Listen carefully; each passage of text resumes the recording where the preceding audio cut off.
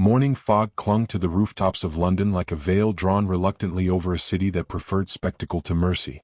Carriages rattled along the damp cobbled streets, their iron wheels sending hollow echoes between rows of townhouses where lace curtains trembled with curiosity. In drawing rooms warmed by crackling fires, ladies leaned closer to one another, their gloved fingers hovering near porcelain teacups as they repeated the same delicious rumor. It was not a scandal of crime or ruin, but something far more entertaining to polite society, humiliation carefully wrapped in velvet etiquette. The subject of their fascination was Miss Clara Whitmore. Only a season ago, Clara had been the quiet darling of London's social circles. She possessed neither the loud beauty that commanded a room nor the dazzling fortune that purchased admiration. Yet there was a rare grace in her manner that made people look twice. Her laughter was soft, her words thoughtful, and when she entered a ballroom the musicians somehow seemed to play more gently, as though unwilling to disturb the calm dignity she carried with her. Most importantly, she had been engaged to Lord Edward Langley. At the time, it had appeared to be the perfect match. Lord Langley was handsome, charming, and well practiced in the art of appearing sincere. He had courted Clara with poetry and patience, praising her wit, admiring her kindness, and promising a future filled with shared laughter beneath the polished ceilings of his ancestral estate. London had approved. Then, as swiftly as a candle extinguished by a careless hand, everything changed. Whispers began circulating through drawing rooms and supper tables. They spoke of Clara's late father, a gentleman who had died quietly 2 years earlier, leaving behind a respectable name and what had seemed a modest but secure estate. Now rumors insisted the estate had been burdened with hidden debts, vast, embarrassing debts that threatened to swallow the Whitmore fortune entirely. Society did not pause to confirm such claims. It rarely did. Within days Lord Langley had grown distant. His visits became shorter, his letters fewer, his compliments colder. One afternoon, beneath the pale light of Clara's family sitting room, he spoke the words that ended everything. He regretted the engagement. He believed the match no longer suitable. He wished her well. His tone had been sympathetic, his expression almost mournful, yet Clara noticed he never quite met her eyes. 3 weeks later, London received another announcement. Lord Edward Langley was to marry Lady Margaret Ashford, the radiant daughter of a powerful aristocratic family whose fortune was whispered to rival that of minor dukedoms. The city erupted with gossip. Most assumed Clara Whitmore would disappear quietly into the countryside, her pride too wounded to survive another social season. Instead, something far stranger occurred. On a gray afternoon nearly 6 months later, a letter arrived at the Whitmore residence in Bloomsbury. Its parchment was thick, its seal immaculate, its handwriting unmistakably formal. Clara opened it alone beside the window. The invitation was brief, polite, and devastating. Lord Edward Langley and Lady Margaret Ashford cordially requested the honor of Miss Clara Whitmore's presence at their wedding ceremony. For several moments she did not move. Outside, rain began tapping against the glass like impatient fingers.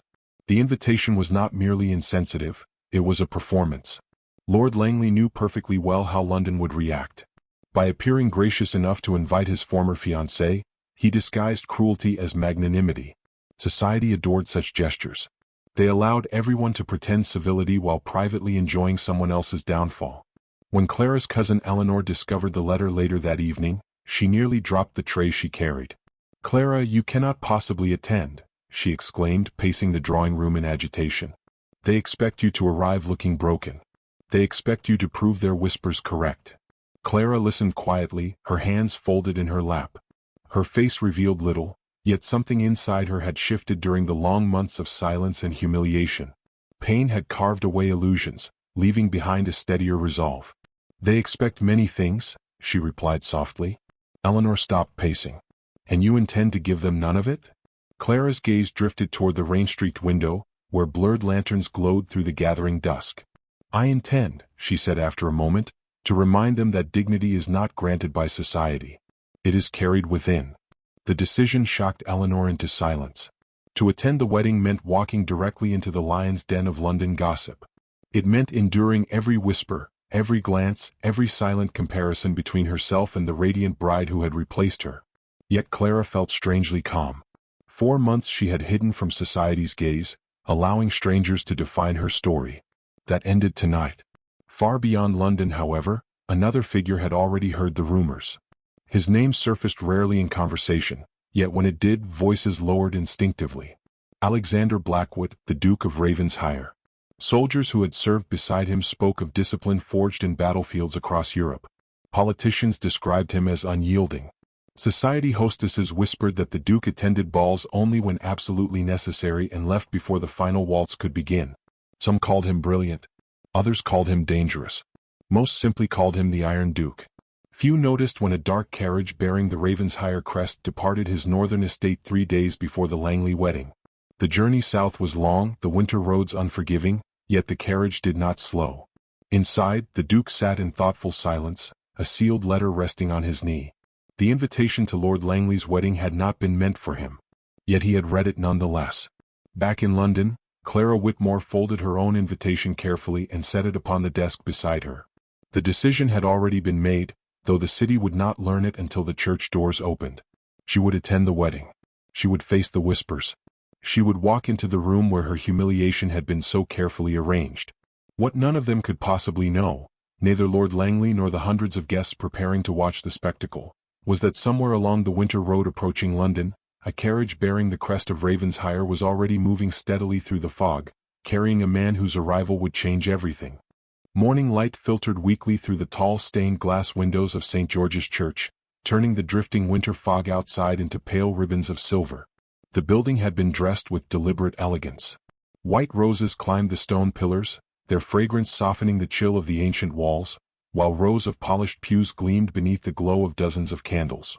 London's most influential families filled the seats, their whispers weaving together into a quiet but restless hum. They had not gathered merely to celebrate a wedding. They had gathered to witness a spectacle. Lord Edward Langley stood near the altar with the confident ease of a man accustomed to admiration. His tailored coat was flawless, his dark hair carefully arranged, and his expression carried the composed charm that had once convinced Clara Whitmore he possessed a generous heart. Beside him waited Lady Margaret Ashford, radiant in layers of ivory silk and delicate lace, her gloved fingers resting lightly upon a bouquet of white lilies. She was beautiful in the manner London admired most, polished, wealthy, and perfectly suited to the expectations of aristocratic society.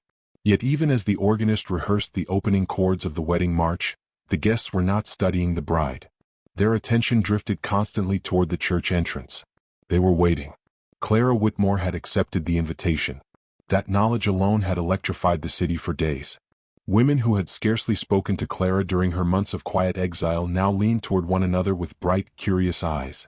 Gentlemen adjusted their cravats and murmured predictions beneath their breath. Some believed Clara would arrive dressed plainly, hoping to escape notice. Others expected tears, perhaps even a scene dramatic enough to disrupt the ceremony. Lord Langley himself appeared almost amused by the anticipation. He spoke lightly with a group of friends gathered near the altar, though his gaze flicked occasionally toward the doors with something sharper than curiosity. The invitation had been crafted carefully, framed as a gesture of forgiveness and goodwill, yet beneath its politeness lay a simple calculation. If Clara attended, she would confirm society's narrative of her fall. If she refused, her absence would be interpreted as shame. Either way, Lord Langley believed he would emerge victorious. The organ music softened, signaling that the ceremony would soon begin. Then, just as the murmurs within the church reached their highest pitch, the great wooden doors creaked open. Cold winter air slipped into the sanctuary, carrying with it the faint scent of frost and distant carriage smoke. A single figure stepped inside. Clara Whitmore paused just beyond the threshold, allowing the doors to close gently behind her. For an instant the entire church seemed to hold its breath. She had not dressed in mourning colors, nor in the timid grays some had predicted. Instead she wore a gown of deep sapphire silk that caught the candlelight like the surface of a midnight sea. The fabric flowed gracefully as she walked, its elegance undeniable yet never ostentatious. Her posture was straight, her expression calm. She did not look broken. Whispers rippled through the pews like wind through tall grass. Clara moved slowly down the aisle, her footsteps measured against the echoing stone floor. She could feel the weight of hundreds of curious eyes pressing against her shoulders, yet she refused to let them see the fragile rhythm of her heartbeat. Every step forward felt like crossing a battlefield composed not of swords but of judgment. Lord Langley's smile faded slightly as he watched her approach. This was not the timid woman he remembered. Yet something about her entrance seemed incomplete, as though the scene had not yet revealed its most important detail. Halfway down the aisle, Clara stopped. The congregation shifted uneasily. Then another pair of footsteps echoed behind her. The church doors opened once more. A tall man entered, his dark coat falling in precise lines across broad shoulders. The faint light from the doorway framed him in quiet authority before the doors closed again. Conversations died instantly. Even those who had never seen him in person recognized the unmistakable presence of Alexander Blackwood. The Iron Duke of Ravensshire had arrived.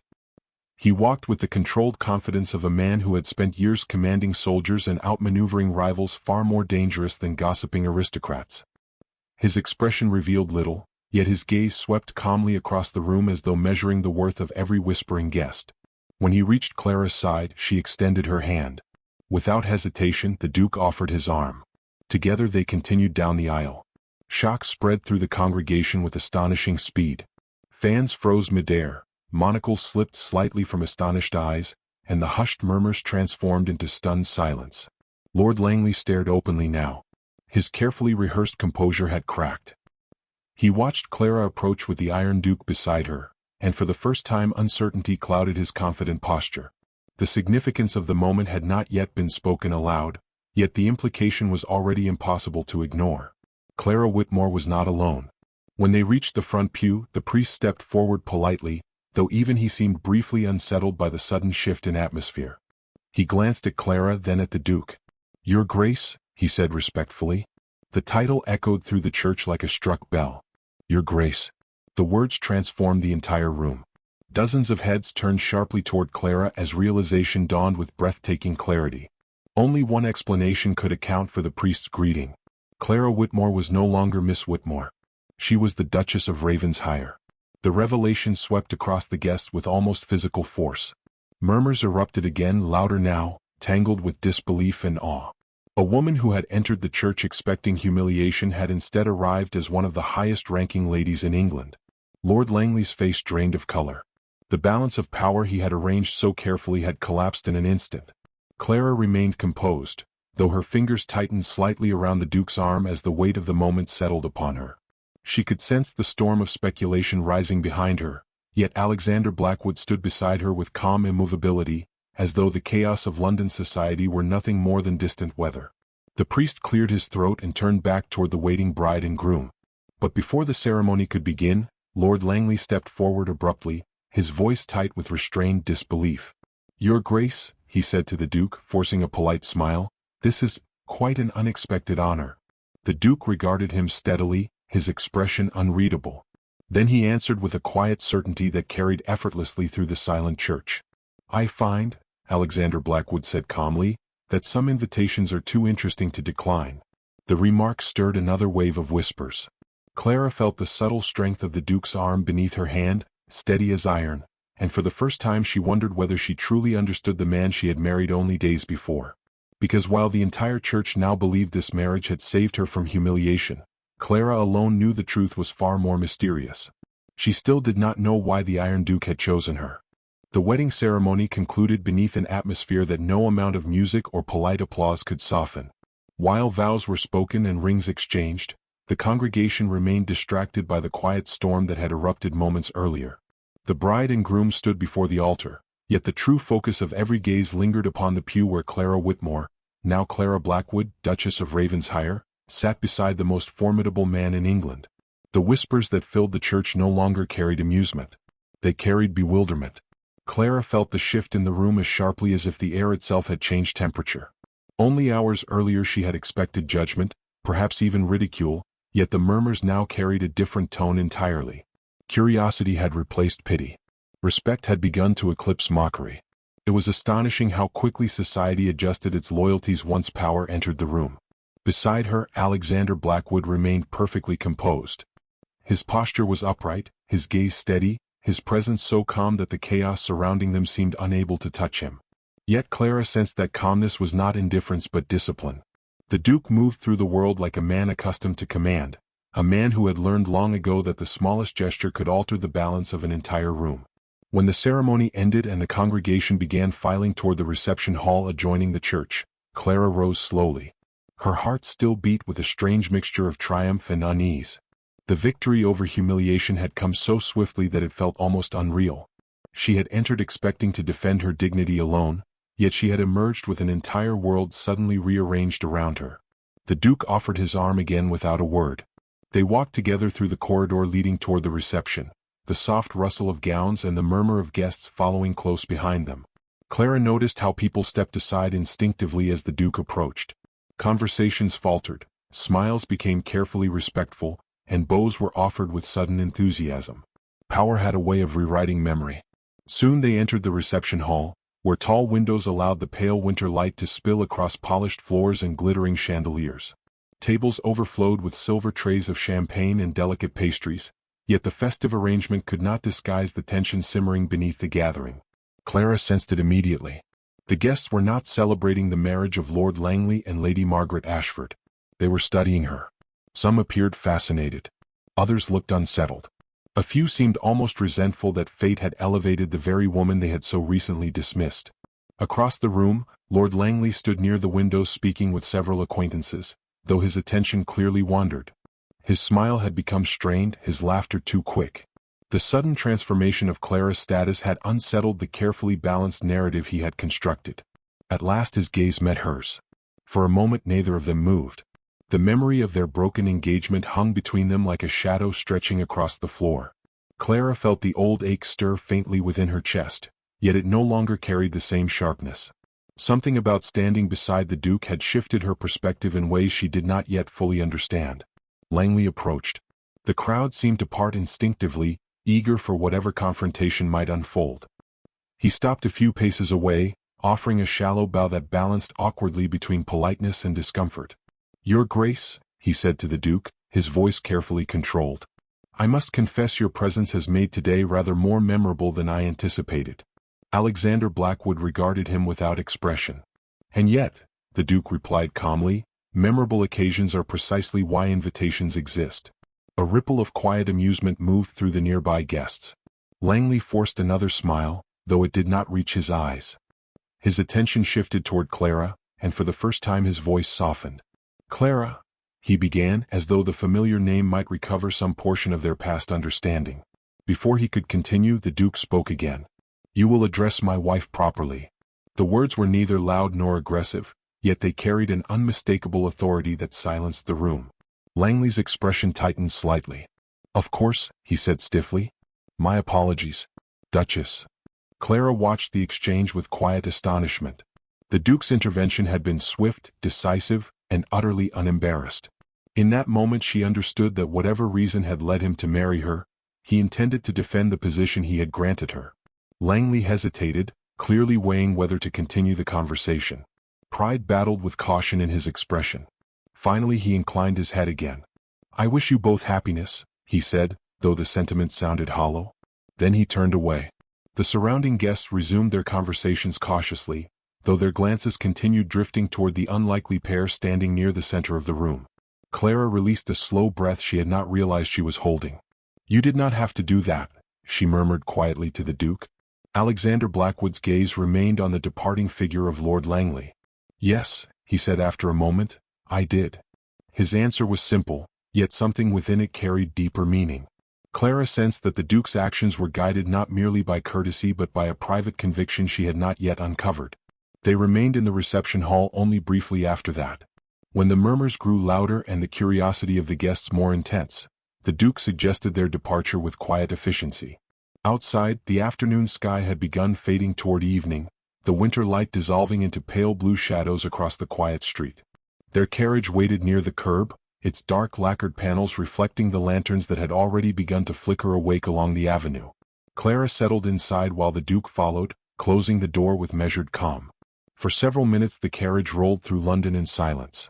The city moved around them in familiar rhythms, vendors calling to customers, horses stamping against the cold pavement, distant bells marking the hour. Yet inside the carriage the atmosphere felt strangely intimate, as though the world beyond the windows had faded into distant scenery. At last Clara turned toward him. "Your Grace," she said gently, gathering her courage, "there is something I must ask." The Duke looked at her, his dark eyes steady but unreadable. She held his gaze. "Why did you marry me?" For the first time since entering the church that morning, Alexander Blackwood did not answer immediately. Instead he studied her as though weighing how much truth she was prepared to hear. When he finally spoke, His voice carried a quiet gravity that made Clara's breath catch. Because, the Iron Duke said slowly, someone needed to uncover what Lord Langley hoped no one would ever discover. And with those words, Clara realized their marriage might be built upon a far deeper secret than she had ever imagined. The carriage moved steadily through the twilight streets of London, its wheels whispering against damp cobblestones as the city slipped past in flickers of lantern light. Inside, the air felt warmer than the winter evening outside, yet Clara sensed a tension gathering between herself and the man seated across from her. Alexander Blackwood had spoken only a few words since leaving the wedding, but those words lingered heavily in her mind. Someone needed to uncover what Lord Langley hoped no one would discover. The meaning behind that statement hovered just beyond clarity, like a figure concealed by fog. Clara studied the Duke quietly as the carriage swayed. His posture remained composed, his broad shoulders relaxed against the velvet cushions, yet there was a depth to his stillness that suggested long years of discipline. He did not appear like a man who made impulsive decisions. Every action seemed deliberate. "Your Grace," she said gently, unwilling to let the silence grow any longer, "what exactly did Lord Langley wish to hide?"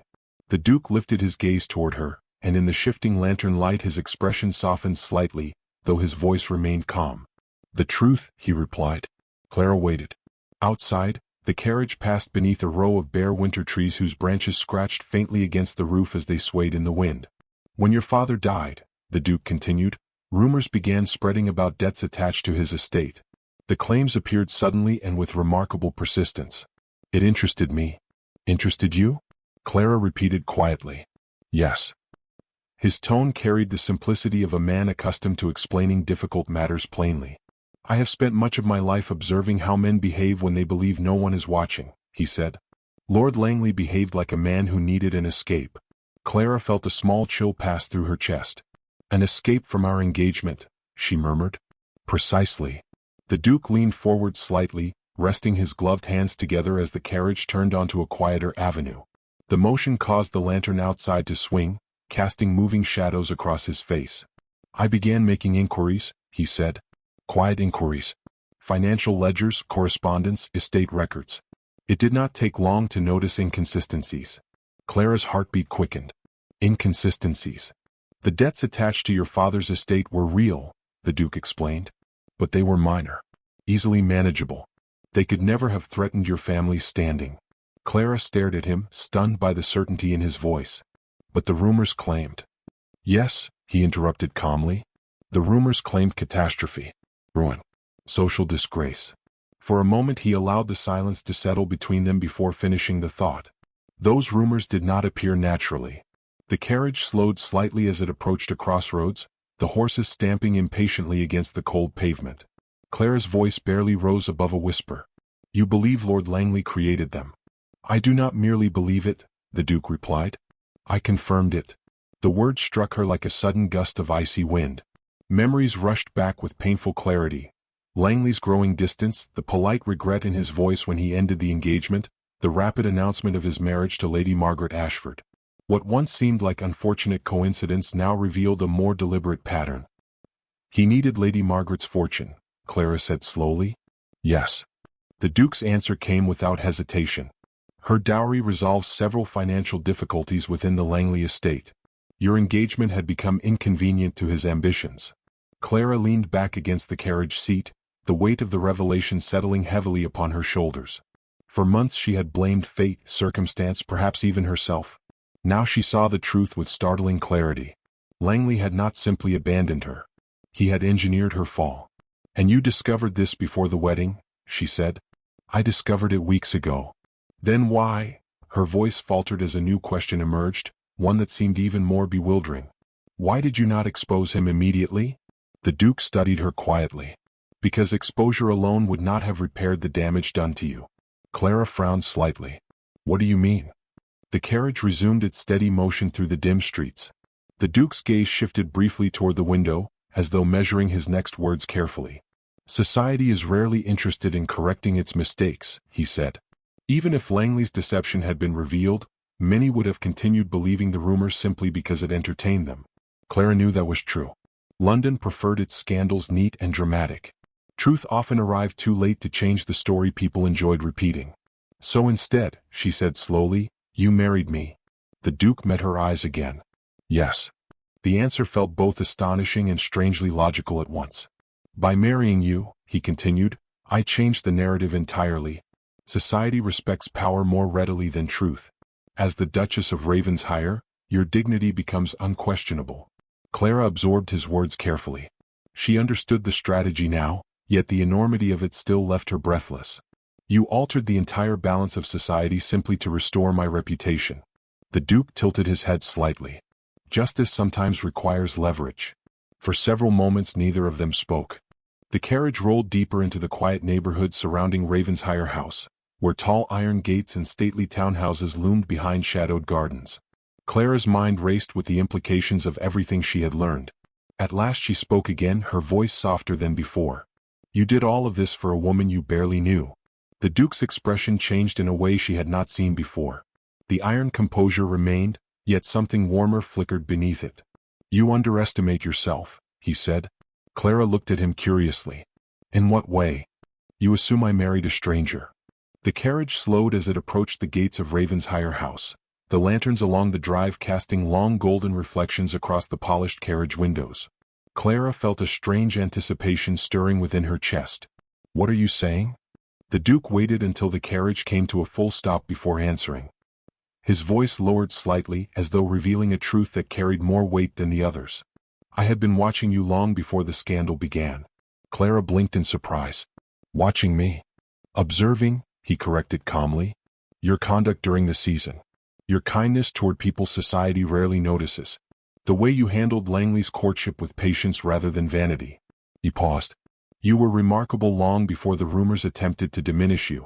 Clara felt warmth rise unexpectedly to her cheeks. But admiration alone would not lead a man like you to marriage, she said carefully. The Duke stepped out of the carriage first, then offered his hand to help her descend. The cool night air wrapped around them as they stood before the grand entrance of Ravensshire House. For a moment he did not release her hand. Instead he looked at her with a seriousness that seemed to deepen the quiet darkness of his eyes. No, Alexander Blackwood said quietly. Admiration alone would not. Clara held her breath. Then what did, she asked. The Duke's answer came with a calm certainty that carried far more emotion than any dramatic declaration could have achieved. I needed a wife, he said. Clara blinked in confusion. A wife? Yes. He studied her carefully. But more importantly, the Iron Duke continued, his voice lowering slightly as the lantern light flickered across the steps behind them, I needed a partner strong enough to stand beside me when the consequences of exposing Lord Langley finally arrive. Clara's heart skipped. Consequences. The Duke finally released her hand. Oh yes, he said quietly. Because the truth I uncovered about Langley's deception is only the beginning. Night settled over Ravensshire House like a velvet curtain, muting the restless sounds of London beyond its iron gates. Inside the grand townhouse, the halls glowed with quiet lamplight, their polished floors reflecting gold across dark wood and marble. Servants moved discreetly through the corridors, their footsteps hushed, their expressions careful. News of the Duke's sudden marriage had already begun spreading across the city, and even the most disciplined household staff understood that something unusual had occurred. Clara stood near the tall windows of the drawing room, her hands resting lightly against the cool glass as she watched the lanterns flicker along the avenue outside. The events of the day still felt unreal, as though she had stepped into another woman's life. Only hours earlier she had walked into a church expecting humiliation. Now she stood within one of London's most powerful households as its Duchess. Behind her, the door opened quietly. Alexander Blackwood entered the room with a calm presence that seemed to follow him everywhere. He removed his gloves slowly, setting them upon a nearby table before approaching the fire. The flames cast shifting light across his face, revealing the thoughtful stillness that had defined him since the carriage ride. Clara turned toward him. You said earlier that the truth about Lord Langley is only the beginning, she said softly. What did you mean? The Duke studied the fire for a moment before answering. When I began investigating the rumors about your father's estate, I expected to find a simple deception, he said. A man manipulating gossip to escape an inconvenient engagement. And you found something else. Yes.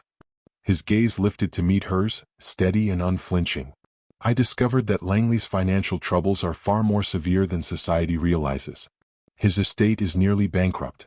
The marriage to Lady Margaret Ashford is not merely advantageous, It is necessary for his survival. Clara absorbed the information slowly. But that alone would not justify fabricating such cruel rumors. No, the Duke agreed. It would not. He stepped closer, his voice lowering slightly as though the walls themselves might listen. Langley has been borrowing money for years. Not from banks or respectable lenders, but from private investors who expect repayment with interest and influence. When his debts began to overwhelm him, he required a solution that would deliver wealth quickly. Clara's eyes widened as the implications formed in her mind. Lady Margaret's dowry. Precisely. The Duke moved to the small writing desk near the fireplace and opened a leather portfolio resting there. Inside were several folded documents. He handed one to Clara. She read quickly, her breath catching as the details unfolded. Ledgers, loan agreements, signatures. Evidence that Lord Langley's financial empire had been balancing on the edge of collapse. He destroyed my reputation simply to free himself for a richer bride, she said quietly. Yes. The Duke's answer held no hesitation. But that is not the most troubling discovery. Clara lowered the document slowly. What could be worse? The Duke rested his hands against the desk, his expression hardening. One of the men funding Langley's debts has been quietly influencing several aristocratic estates across England. Loans are offered generously, then used as leverage to control decisions. Land sales, political alliances, even marriages. Clara felt a chill run through her. You believe Langley is entangled in something larger. I know he is. The Duke's voice carried quiet certainty. And if the man behind those loans realizes that Langley's deception has been exposed, he may attempt to protect his investments by silencing the scandal. Clara's heartbeat quickened. You think they might retaliate? It is possible. Silence settled between them, broken only by the soft crackle of the fire. Clara walked slowly toward the hearth, the flickering light illuminating the thoughtful determination forming in her expression. 4 months I believed Lord Langley's betrayal was simply a matter of wounded pride, she said. Now it appears I was merely an obstacle in a much larger scheme. Yes, the Duke replied. And by marrying me you interfered with that scheme. The faintest hint of a smile touched his lips. That was the intention. Clara studied him carefully. You anticipated conflict. I did. And yet you proceeded. The Duke met her gaze steadily. I do not tolerate injustice, Duchess. The title sounded natural now, as though it had always belonged to her. Clara considered the weight of everything he had revealed. Fear stirred briefly within her, but it did not take root. Something stronger replaced it, an unexpected sense of resolve. If this man attempts to manipulate London's aristocracy through debt, she said thoughtfully, then exposing Langley may weaken his influence. That is my hope. Clara placed the documents back upon the desk. Then we should not wait for retaliation, she said firmly. We should confront the truth before anyone has the opportunity to hide it. The Duke watched her with quiet interest. You speak as though you intend to join the battle. Clara lifted her chin slightly. I spent months hiding from whispers that were never deserved. I have no intention of hiding again. A brief silence passed. Then Alexander Blackwood allowed himself a small, approving nod. You will make an excellent Duchess of Ravensshire, he said. For the first time that evening, Clara smiled. The tension between them softened slightly as they moved toward the fireplace together. Outside, the wind brushed gently through the bare branches lining the avenue. After a moment Clara spoke again, her voice quieter now. There is something I still wish to understand. The Duke turned his attention toward her. You married me to restore my honor and expose Langley's deception, she said. But such a decision carries consequences for you as well. Society will speculate endlessly. Society always speculates, he replied calmly. Yes, but marriage is not a trivial matter. No, he agreed. Clara hesitated before asking the question that lingered beneath everything else. Was this union merely strategy? The Duke studied her face for several seconds before answering. When I first considered the idea, he said slowly, strategy played a significant role. Clara nodded, unsurprised. But that was not the only reason. She looked up at him. No. The Duke's voice softened, though his posture remained steady. I chose you because I believed you possessed the strength to endure what was coming. And now? Clara asked gently. Alexander Blackwood regarded her with a depth of sincerity that surprised even him. Now I believe I underestimated you. Clara felt warmth rise within her chest. 4 months she had endured humiliation, doubt, and loneliness. Yet standing beside the Duke in that quiet room, She sensed the possibility of something new, something neither of them had fully anticipated. Outside the windows, the first light snow of the season began drifting down through the darkness. The Duke walked toward the window, observing the falling snow with thoughtful silence. "Tomorrow," he said, "I will begin arranging meetings with several influential members of Parliament. If the financial network supporting Langley extends as far as I suspect, we will need powerful allies." Clara stepped beside him. "Then tomorrow," she said, "we begin?" He glanced down at her. "You are certain?" Clara met his gaze without hesitation. "I spent months losing everything that mattered to me," she said quietly. "If the truth can prevent the same fate from happening to someone else, I intend to help reveal it." The Duke considered her words carefully. Then, for the first time since their unexpected marriage began, he extended his hand not as a formality but as a gesture of partnership. Clara accepted it. Together they stood at the window, watching the snow settle softly across the sleeping city. Far away in another part of London, Lord Langley celebrated his wedding beneath glittering chandeliers, unaware that the very woman he had attempted to humiliate now possessed the power to unravel the fragile empire of lies he had built. And as the night deepened over Ravensshire House, one truth became quietly undeniable. Clara Whitmore had not merely survived society's cruelty. She had risen above it. And beside the Iron Duke, she was about to change the fate of far more than her own reputation.